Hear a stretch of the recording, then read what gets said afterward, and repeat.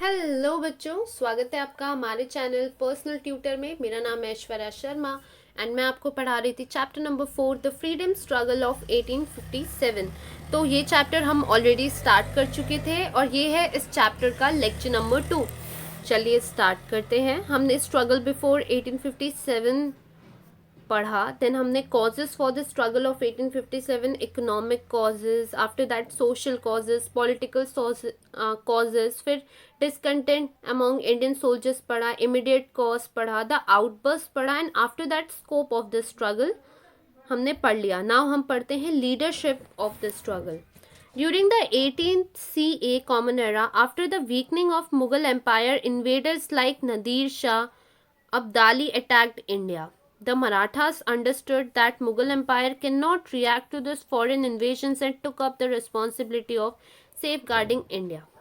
अब क्या हुआ, 18th कॉमन एरा जो था उसमें क्या हुआ कि धीरे धीरे मुगल्स जैसे वीक होते गए, तो बाहर से नदीर शाह जो कि अफगानिस्तान के थे, अब्दाली, ये लोगों ने इंडिया पे अटैक किया और मराठा समझ गए थे कि जो मुगल एम्पायर है अब वो कोई भी फॉरेन इन्वेजन को संभाल नहीं पाएंगे, वो इतने वीक हो चुके हैं। इसीलिए अब मराठास ने ये चीज़ मेक श्योर की, ये रिस्पॉन्सिबिलिटी की कि वो अब इंडिया को सेफ रखेंगे। The Marathas fought against Abdali at Panipat for the same reason. और हमने पहले भी पढ़ा है पानीपत का जो बैटल हुआ था अब्दाली के साथ हुआ था, वहाँ पे मराठास ने इसीलिए अब्दाली के साथ लड़ा ताकि वो इंडिया को सेव कर सकें। In the freedom struggle of 1857 the descendant of Mughal Bahadur Shah was incapable of fighting against the British. Understanding the condition, Nana Sahib Peshwa, Rani Lakshmibai of Jhansi and Tatya तोपे took up the charge of the freedom struggle of 1857। और जो Mughals के descendant थे जैसे बहादुर शाह, ये सब incapable थे, Britishers के आगे ये कुछ भी नहीं थे। और ये कंडीशन समझते हुए नाना साहेब पेशवा, रानी लक्ष्मीबाई जो कि झांसी की थी, तात्या तोपे, इन लोगों ने खुद को एज ए लीडर इंट्रोड्यूस किया। ये लोगों ने चार्ज लिया कि हम फ्रीडम स्ट्रगल ऑफ 1857 को आगे लेकर जाएंगे। Its effect could be seen on the Hindu Muslim unity in this struggle. Maulvi Ahmad Allah, Kunwar Singh, Mughal commander Bakht Khan, Begum Hazrat Mahal led the revolt in various regions. और इस रिवॉल्ट में हमें हिंदू और मुस्लिम्स की यूनिटी भी बहुत देखने को मिली। जैसे मौलवी अहमद अल्लाह थे, कुंवर सिंह थे, मुगल कमांडर भक्त नहीं है बख्त है, बख्त खान थे, बेगम हजरत महल थे। ये सब ने अलग अलग एरियाज में इस रिवॉल्ट को लड़ा। The nature of revolt in Delhi, Kanpur, Lucknow, Jhansi, west Bihar were more fierce. और जिस तरीके का रिवॉल्ट दिल्ली में, कानपुर में, लखनऊ में, झांसी में, वेस्ट बिहार में हो रहा था, ये बहुत ही ज़्यादा मतलब बहुत ही हायर लेवल का स्ट्रगल था, बहुत ही ग्रेट स्ट्रगल हो रहा था इन एरियाज में। Crushing of this struggle, the Indians wholeheartedly fought against the British including soldiers, zamindars, kings, commanders and common people. The Indian sepoys started the freedom struggle before the fix time. अब क्या हुआ, Indians अपने पूरे जी जान लगाकर दिल से ये स्ट्रगल लड़ रहे थे ब्रिटिशर्स के अगेंस्ट। और इस स्ट्रगल में सोल्जर्स भी थे, जमींदार्स, किंग्स, कमांडर्स और कॉमन लोग सब मिलकर ये स्ट्रगल का हिस्सा थे। और इंडियन सिपॉयज जो थे, इन्होंने स्ट्रगल स्टार्ट होने से पहले ही ये लोगों ने लड़ना चालू कर दिया था। Initially they succeeded but military strength and administration of British rule was vast. लेकिन क्या हुआ कि मिलिट्री बहुत स्ट्रॉन्ग थी ब्रिटिशर्स की और उनका एडमिनिस्ट्रेशन बहुत अच्छा था, इसी कारण से वो लोगों ने हमें हरा दिया। The British crush down the struggle by all means. The British made quick recovery and within next 6 months regained the lost territories. Rani Lakshmibai, Kunwar Singh, Ahmadullah led their lives. और ब्रिटिशर्स ने पूरे तरीके से सारे जहाँ भी जो भी रिवॉल्ट हो रहा था उसे पूरे तरीके से क्रश कर दिया और बहुत ही जल्दी रिकवरी कर ली। 6 महीनों में ही ऐसी टेरिटरीज जो ब्रिटिशर्स के हाथों से जा चुकी थी उसे अगेन कैप्चर कर लिया और इस लड़ाई में रानी लक्ष्मीबाई, कुंवर सिंह, अहमदुल्ला ये सब ने अपनी जान दे दी. Bahadur Shah was imprisoned and Rangoon. Nana Sahib and Begum Hazrat Mahal took shelter in Nepal. Tatya Tope fought for the next 10 months against the British, but due to betrayal, he was caught and hanged to death. In this way, by the end of 1858, the British ruthlessly crushed down the struggle. अब बहादुर शाह जफर जो थे, जिन पे sepoys ने पूरे तरीके से भरोसा करके उन्हें एज अ लीडर आगे रखा था, उन्हें भी इम्प्रिजन कर लिया गया रंगून में. नाना साहिब हो गए, बेगम हजरत महल हो गए, इन्हें भी नेपाल में कैप्चर कर लिया गया था. तात्या तोपे जो कि 10 महीनों पूरा लड़े, उन्हें भी ब्रिटिशर्स ने कैप्चर कर लिया क्योंकि उन्हें धोखा दिया गया था और धोखे से उन्हें कैप्चर कर लिया गया और उन्हें फांसी चढ़ा दी गई. इस तरीके से 1858 खत्म होते तक ब्रिटिशर्स ने पूरे तरीके से स्ट्रगल को खत्म कर दिया था, इंडियंस को कैप्चर करके अपने अंडर कर लिया था. Even though the struggle began with the discontent among Indian soldiers, but later the peasants, artisans, common people, tribes came together to fight against the British. In this rebellion Hindu Muslim stood up with a great force.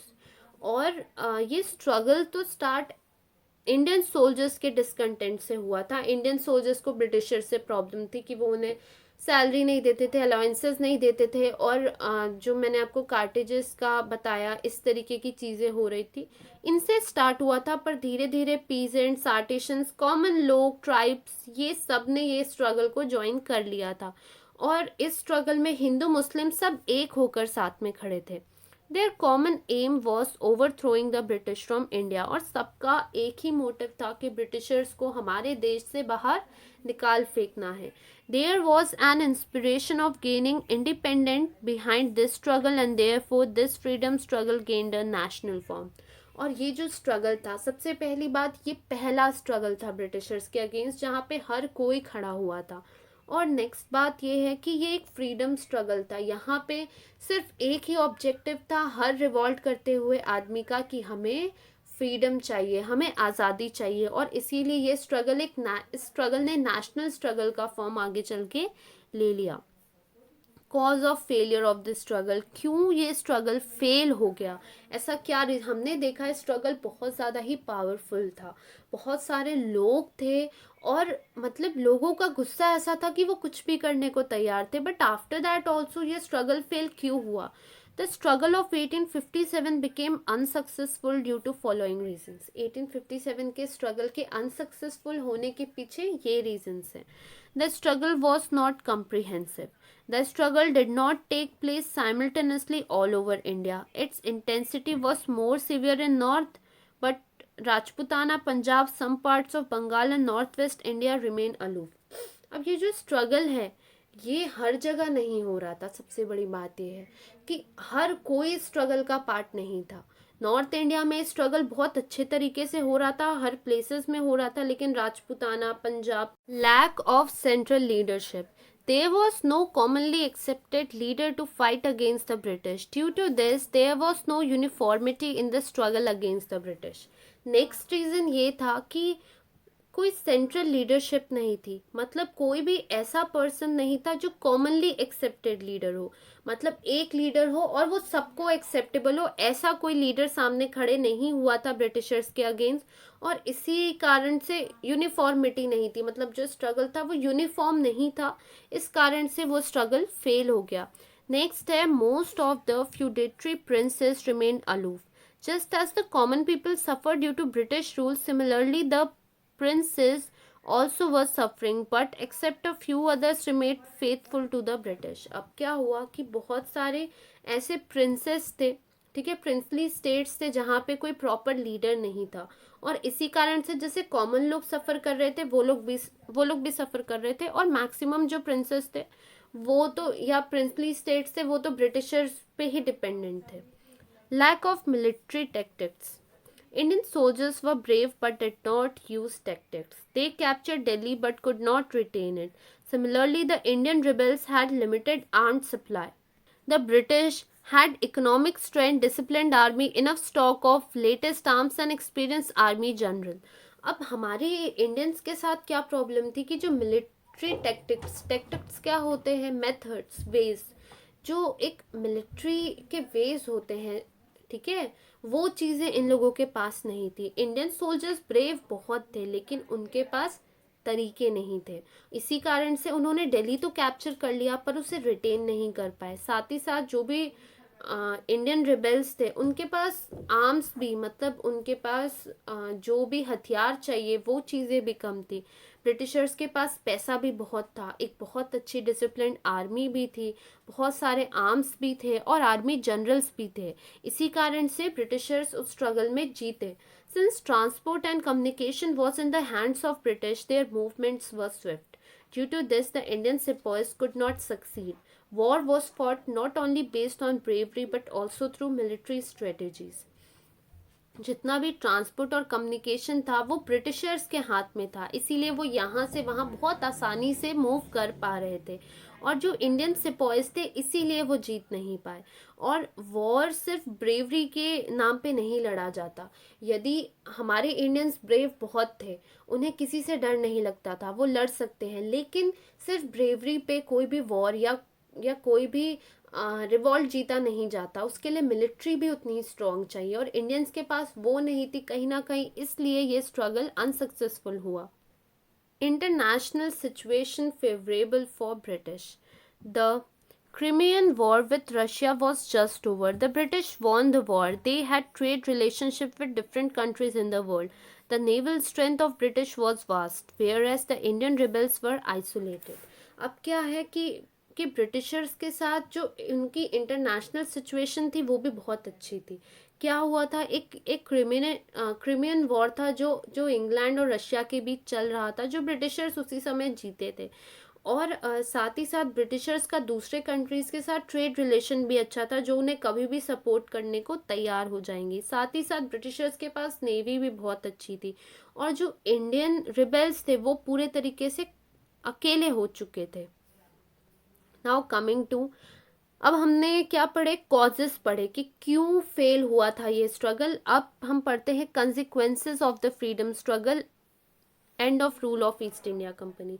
अब हम ये पढ़ेंगे कि इस freedom struggle के consequences क्या थे, क्या क्या हुआ इस फ्रीडम स्ट्रगल के कारण और कैसे ईस्ट इंडिया कंपनी खत्म होने में आई। Due to the company rule, there was growing dissatisfaction among the Indian, and the British rule had to face the struggle of 1857. It forced the British Parliament to end the rule of the company and instead take over the responsibility of ruling over the people through the Government of India Act 1858. क्या हुआ कि जो east India company rule कर रही थी उसके against Indians बिल्कुल पूरे तरीके से डिससेटिस्फाइड थे, बिल्कुल भी कंपनी को पसंद नहीं करते थे और किसी तरीके से भी उसे निकाल फेंकना चाहते थे। और इसी कारण से जो स्ट्रगल ऑफ 1857 हुआ। और कहीं ना कहीं जो इंग्लैंड के रूलर्स थे वो ये जानते थे कि यदि ये लोग एक स्ट्रगल कर सकते हैं तो ये लोग हर दिन हर मोमेंट एक स्ट्रगल खड़ा कर देंगे।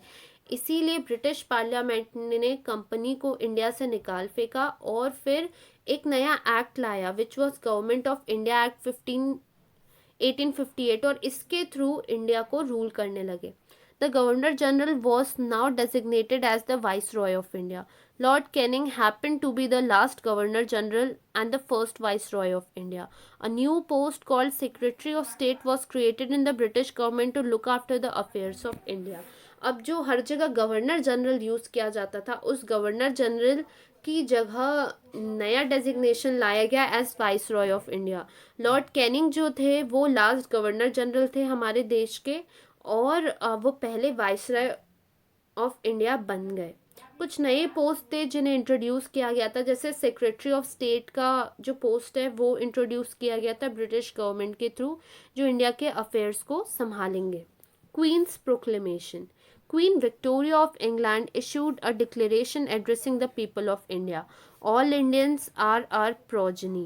Henceforth, they will not be discriminated on basis of race, religion, caste, or birthplace. Government services will be given on merit. There will be no interference in religious affairs. अब जो वहाँ queen थी, queen Victoria England में, उन्होंने एक proclamation, एक declaration हमारे देश के लोगों को भेजा और कहा कि आप सब हमारे देश के लोग ही हैं, आप हमें प्रोजनी मतलब आप हमारे बच्चे जैसे हैं, और इसीलिए हम आपके साथ किसी तरह का भी भेदभाव रेस में, रिलीजन में, कास्ट में, आप कहाँ पैदा हुए, इन चीज़ों में नहीं करेंगे। हमारी जितनी भी गवर्नमेंट सर्विस होगी वो मेरिट के बेसिस पे, मतलब जो डिज़र्व करता है उसे ही वो गवर्नमेंट सर्विसेज प्रोवाइड किए जाएंगी। और आपके जो रिलीजियस अफेयर है, आपका जो रिलीजन है, उनकी चीज़ों में हम इंटरफेयर नहीं करेंगे। It was made clear that the British Crown will honor all treaties and agreement made by the company with the rulers of princely state and no princely state will be annexed henceforth. और जो British crown थे उन्होंने ये भी कहा कि आपने जो भी ट्रीटी या अग्रीमेंट की थी कंपनी के साथ, वो हमारे साथ भी वैसी की वैसी ही रहेगी, और आपके स्टेट पे हम किसी तरह के भी चेंजेस नहीं लेकर आएंगे। Change in composition of army. The proportion of British soldiers were increased in the army. English officers were placed at strategic location. Artillery was kept exclusively in the hands of British. अब जो नया Britishers ने government of India act लाया, इसमें बहुत सारे changes किए। जैसे जो ब्रिटिश सोल्जर्स थे उन्हें आर्मी में बढ़ा दिया गया। क्यों बढ़ा दिया गया? क्योंकि पहले देखा गया कि इंडियन सिपाहीज रिवॉल्ट कर देते हैं, इंडियन सैनिक रिवॉल्ट कर देते हैं, इसलिए ज़्यादा से ज़्यादा ब्रिटिशर्स रहे सोल्जर्स में। इंग्लिश ऑफिसर्स को अलग अलग लोकेशंस में भेजा गया। जो आर्टिलरी थी वो कम्प्लीटली ब्रिटिशर्स के हैंड्स में रखी गई। और there was division of military on basis of caste, और मिलिट्री में जो डिवीजन किए गए वो कास्ट के बेसिस पे किए गए। Proper care was taken to avoid Indians to unite and rebel against the Britishers. और इस बार पूरे तरीके से ब्रिटिशर्स ने केयर किया कि किसी तरीके से भी ये लोग को हमारी कंपनी से, मतलब हमारे रूल से प्रॉब्लम ना हो, और ये लोग किसी तरह से भी एक होकर हमारे अगेंस्ट खड़े ना हो पाए। चेंज इन पॉलिसी, साथ ही साथ जो ब्रिटिशर्स की पॉलिसी थी उसमें भी चेंज आया। The British accepted the policy of non interference in social and religious aspects of Indians. They also started taking care that the Indian society will not be united on social grounds. और Britishers ने ये चीज़ें मान ली कि किसी तरीके से भी हम आपके सोशल और रिलीजियस लाइफ में नहीं इंटरफेयर करेंगे। और ब्रिटिशर्स ये भी समझ गए कि इंडियन सोसाइटी में इतनी डाइवर्सिटी है, इतने अलग अलग तरीके के लोग हैं कि सोशली इन्हें एक किया नहीं जा सकता, तो इनमें जो कास्ट सिस्टम प्रिलिवेंट है उसे वैसे ही रहने दें। They saw to it that there will be constant conflict on grounds of caste, religions, race, territory etcetera. They adopted the policy of polluting the mind of Indians by following the divide and rule policy. अब क्या है, Britishers को धीरे धीरे Indians की weaknesses जो थी वो पकड़नी थी। क्यों पकड़नी थी? क्योंकि ब्रिटिशर्स समझ चुके थे कि यदि ये एक रिवॉल्ट कर सकते हैं तो बहुत सारे ऐसे रिवॉल्ट हैं जो ये बार बार कर सकते हैं। तो इसीलिए ब्रिटिशर्स ने सबसे पहले ये समझा कि हमारे देश में जो भेदभाव है उसे कोई भी किसी भी तरीके से ख़त्म नहीं कर सकता। इसीलिए ब्रिटिशर्स ने क्या किया, एक दूसरे के जो माइंड है वो पल्यूट करने लगे। कैसे पल्यूट करने लगे? अपर कास्ट को लोअर कास्ट के लिए, हिंदू को मुस्लिम्स के लिए, इस तरीके से इनके लिए क्या करना, भड़काना, इनके लिए रॉन्ग फीलिंग्स डालना। और इस तरीके से ब्रिटिशर्स ने एक नई strategy lie, divide and rule policy. मतलब इन लोगों को एक दूसरे से अलग करो, इनमें लड़ाई कराओ, इन्हें दो भाग बनवाओ और फिर बीच में खड़े होकर इन्हें रूल करो। Due to the freedom struggle of 1857, the Indians felt of giving a united fight against the British rule. The freedom struggle of 1857 became an inspiration of Indian freedom movement. जो स्ट्रगल हुआ था 1857 का freedom struggle, इसने Indians को एक किया Britishers के rule के अगेंस्ट। और ये जो फ्रीडम स्ट्रगल है, आगे जितने भी इंडियन फ्रीडम मूवमेंट हुए थे सबके लिए एक बहुत ही बड़ा इंस्पिरेशन था। बहुत सीखा था इन स्ट्रगल्स से आगे जो भी फ्रीडम फाइटर्स रहे उन लोगों ने। और आगे भी बहुत सारे बड़े बड़े फ्रीडम फाइटर्स रहे, तो उन सब बारे में हम नेक्स्ट चैप्टर्स में पढ़ेंगे। तो यहाँ पे आपका चैप्टर ख़त्म होता है, द रिवॉल्ट ऑफ 1857। यदि आपको कोई भी डाउट हो तो आप श्योर हमें कमेंट सेक्शन पे पूछ सकते हैं। Thank you for watching.